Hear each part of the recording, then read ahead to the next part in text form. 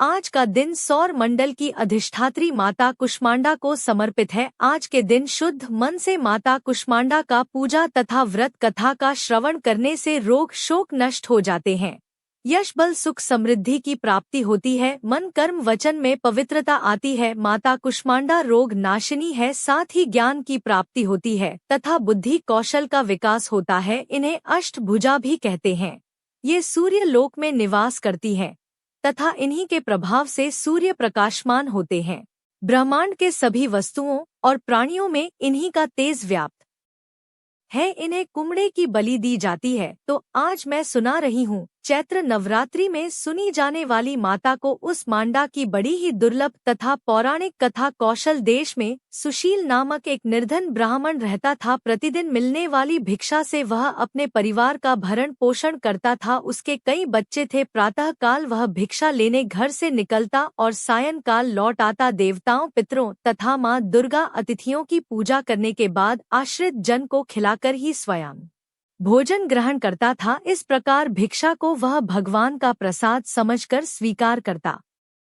इतना दुखी होने पर भी वह दूसरों की सहायता के लिए सदैव तत्पर रहता था। यद्यपि उसके मन में अपार चिंता रहती थी, तथापि वह सदैव धर्म कर्म में लगा रहता। अपनी इंद्रियों पर उसका पूर्ण नियंत्रण था। वह सदाचारी धर्मात्मा और सत्यवादी था। उसके हृदय में कभी क्रोध अहंकार ईर्ष्या जैसे विकार उत्पन्न नहीं होते थे। एक बार उसके घर के निकट सत्यव्रत नामक एक तेजस्वी ऋषि आकर ठहरे। वे एक प्रसिद्ध तपस्वी थे। मंत्रों और विद्याओं का ज्ञाता उनके समान आसपास दूसरा कोई नहीं था। शीघ्र ही अनेक व्यक्ति उनके दर्शन को आने लगे। सुशील के हृदय में भी उनसे मिलने की इच्छा जागृत हुई और वह भी उनकी सेवा में उपस्थित हुआ। महर्षि सत्यव्रत को प्रणाम कर वह बोला, ऋषिवर, आपकी बुद्धि अत्यंत विलक्षण है। आप अनेक शास्त्रों विद्याओं और मंत्रों के ज्ञाता हैं। मैं एक निर्धन दरिद्र और असहाय ब्राह्मण हूँ।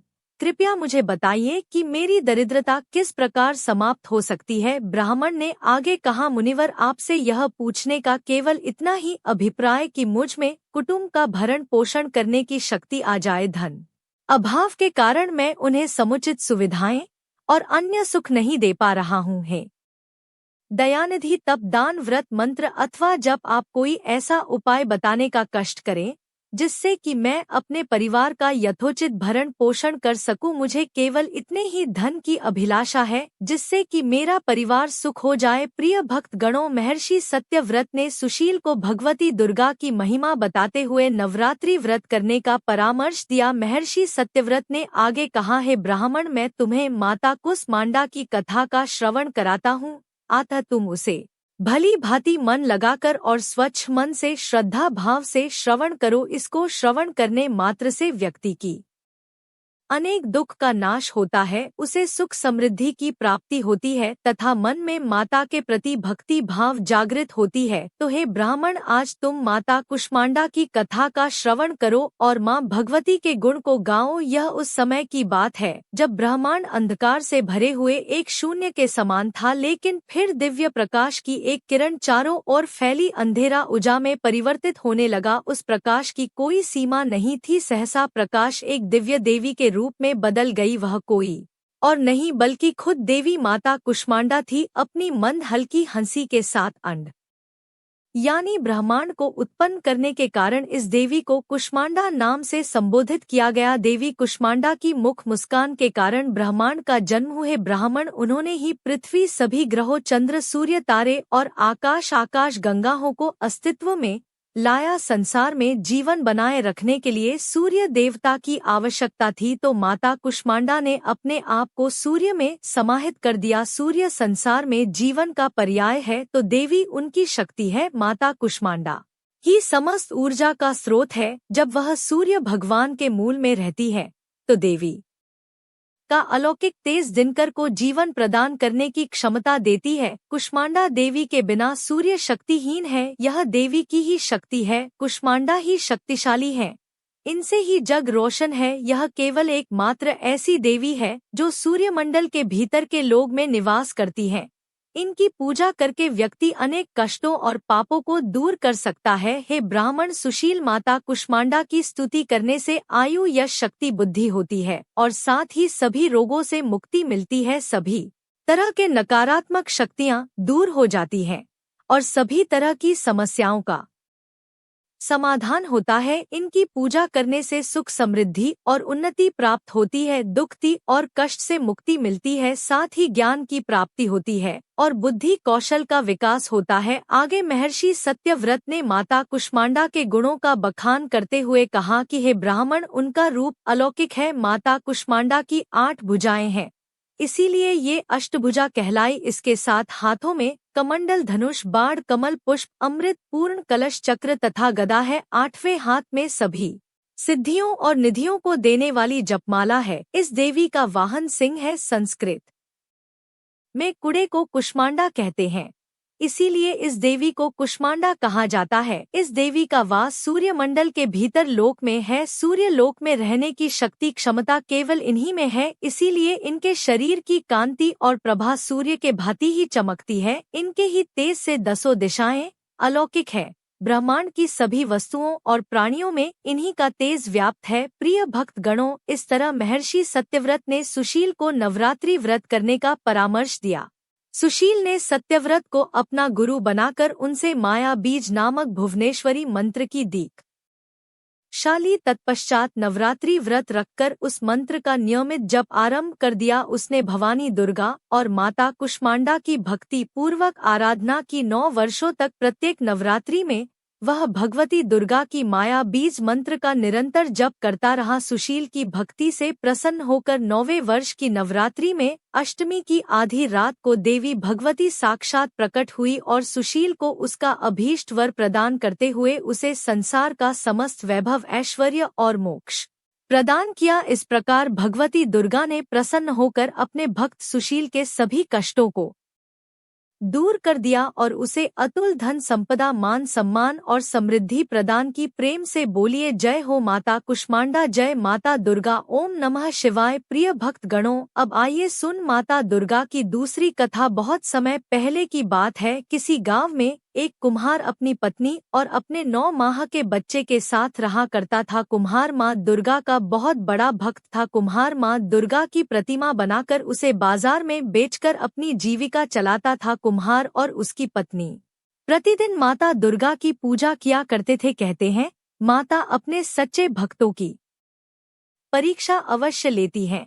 एक बार कुम्हार माँ दुर्गा की प्रतिमा बनाने के लिए मिट्टी को अपने पैरों से रोध रहा था। वह आंखें बंद करके माँ दुर्गा का ध्यान करते हुए मिट्टी को रोध रहा था। कुम्हार की पत्नी खाना बनाने में व्यस्त थी। वह अपने बच्चे को बाहर चारपाई पर सुला गई थी। अचानक बच्चे की नींद खुल गई। वह बच्चा खेलते खेलते वहां आ गया जहां पर उसका पिता कुम्हार माता दुर्गा के ध्यान में मग्न होकर अपने पैरों से मिट्टी को रोध रहा था। अचानक कुम्हार का पुत्र उसके पैरों के नीचे आ गया और कुम्हार ने अपने बच्चे को ही अपने पैरों से मिट्टी के साथ रो दिया। कुम्हार का पैर और मिट्टी खून से सन गए। अचानक जब बच्चे की मां भोजन पकाकर बाहर आई तब उसका बच्चा चारपाई पर नहीं मिला था। वह अपने पति के पास पहुंची जहां वह मिट्टी को रोध रहा था। अचानक उसका ध्यान कुम्हार की पैर पर गया। वह कुम्हार के हाथ को पकड़कर मिट्टी से बाहर खींच लेती है। जाकर कुम्हार अपने होशो हवास में आता है। कुम्हार और उसकी पत्नी मिट्टी को हाथ में लेकर रोने लगे कि मैंने यह क्या कर दिया, अपने ही बच्चे को मार दिया। माँ दुर्गा की प्रतिमा के सामने जाकर रोने गिड़गिड़ा लगे। कुम्हार बोला कि मैं तो आपके ही ध्यान में था, यदि हमारा बच्चा हमें नहीं मिला तो हम दोनों अपनी जान दे देंगे। माँ दुर्गा दोनों की प्रार्थना सुनकर प्रकट हुई। उसी मिट्टी से एक कुम्हार के बच्चे के जैसा एक पुतला तैयार किया। माता रानी ने अपनी शक्ति से उस पुतले में प्राण डाल दिए। कुम्हार और उसकी पत्नी अपने बच्चे को पाकर बहुत प्रसन्न हुई और माता रानी का जयकारा लगाने लगे। देवी माँ अपने भक्तों की परीक्षा अवश्य लेती है।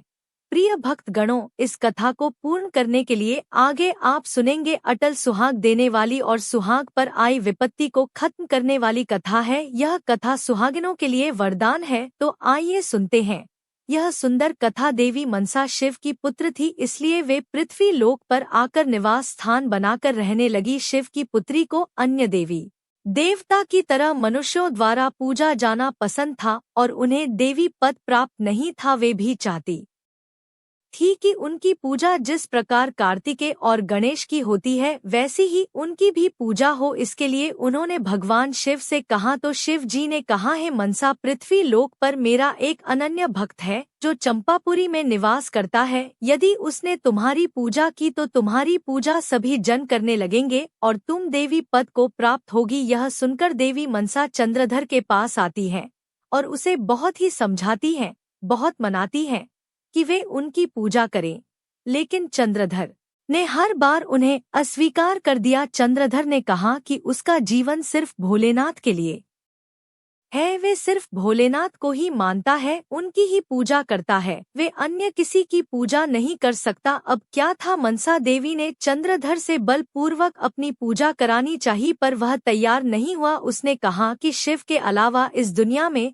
उसका अन्य कोई भगवान नहीं है। इससे क्रोधित होकर मनसा देवी ने एक एक करके उसके 7 पुत्रों को मार डाला। उसके बाद चंद्रधर की पत्नी की प्रार्थना पर मनसा के वरदान से एक पुत्र का जन्म हुआ और उस पुत्र का नाम था लखनदर। और चंद्रधर ने अपने पुत्र का विवाह अपने मित्र की पुत्री बिहुला के साथ करा दिया, जो बहुत ही गुणवान, संस्कारी और सुशील सभ्य स्त्री थी। वह पति परायण थी, लेकिन यहाँ पर भी चंद्रधर ने माता मनसा देवी की पूजा करना स्वीकार नहीं किया। यहाँ पर भी मनसा देवी को अपमानित होना पड़ा। भरपूर प्रयास के बाद भी जब चंद्रधर पूजा करने को तैयार नहीं हुआ तो मनसा देवी ने अपने ही वरदान से जन्मे चंद्रधर के पुत्र लखेंद्र को सुहाग रात के दिन ही डस लिया। वहीं लखनदर की पत्नी बिहुला महान सती थी। देवताओं की सलाह पर वह केले के पत्ते से एक नौका बनाकर नदी को पार करते हुए एक तट के किनारे पहुंची, जहां उसे एक महिला दिखाई दी जिसके मुख से तेज टपक रहा था। वह महिला साक्षात माता मनसा देवी थी। वह तो पग पग पर बेहुला का साथ दे रही थी। वे तो बस चंद्रधर से ही क्रोधित थी। बेहुला तो उनकी भक्त थी, इसीलिए उन्होंने बेहुला को रास्ता दिखाया और कहा कि यदि वह स्वर्ग लोक में पहुंच जाए जहां देवताओं का सभा हो रहा है तो उसके पति जीवित हो सकते हैं। उसके लिए उसे यह नदी पार करके वैतरणी नदी पार करते हुए यमलोक को होते हुए स्वर्ग जाना गा। अब इसके लिए बिहुला तैयार हो जाती है। बिहुला अपने पति को उस नौका पर लेकर नदी को पार करते हुए आगे बढ़ती है। कई दिन बीत जाते हैं।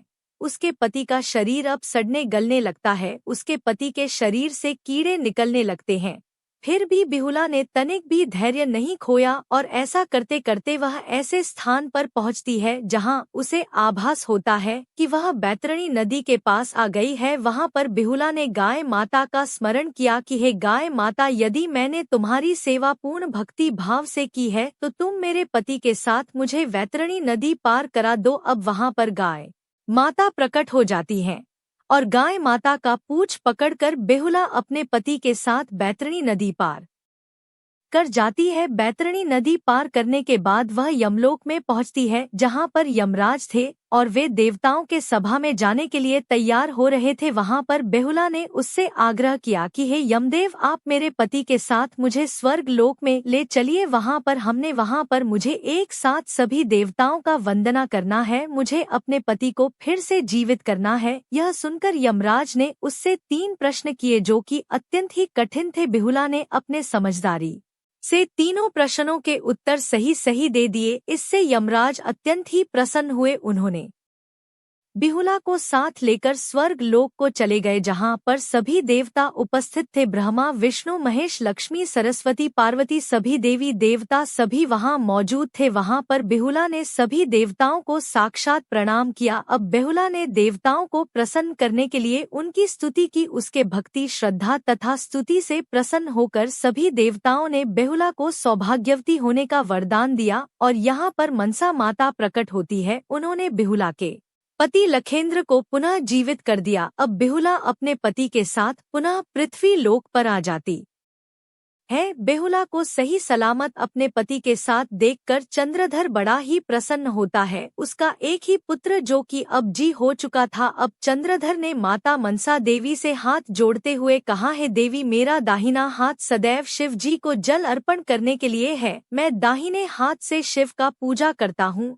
किंतु मैं आपकी पूजा अपने बाएं हाथ से करूंगा, इसलिए आज से सभी भक्त आपकी पूजा बाएं हाथ से ही करेंगे। हे देवी आपकी महिमा अपरंपार है, मैं आज से आपको देवी के रूप में पूजता हूँ। ऐसा कहने के बाद चंद्रधर ने विधि पूर्वक अपने बाईं हाथ से माता मनसा देवी की पूजा अर्चना की। अब यह सब देखकर मनसा देवी ने चंद्रधर के 7 पुत्रों को भी जीवित कर दिया। अब चंद्रधर का जीवन सुख पूर्वक व्यतीत होने लगा। उसके घर में सुख शांति समृद्धि आ गई और बेहुला अखंड सौभाग्यवती हो गई। तो प्रिय भक्त गणों, साथ ही भगवान शिव ने माता मनसा देवी को वरदान की वह जगत में देवी के रूप में पूजी जाएंगी और उनकी पूजा करने वालों की सभी मनोकामनाएं पूरी होंगी। जय हो मनसा देवी। अपने सभी पुत्रियों सभी भक्त गणों के सुहाग को अटल रखना, अखंड रखना, उनके मांग की लालिमा बनाए रखना। जय माता दी।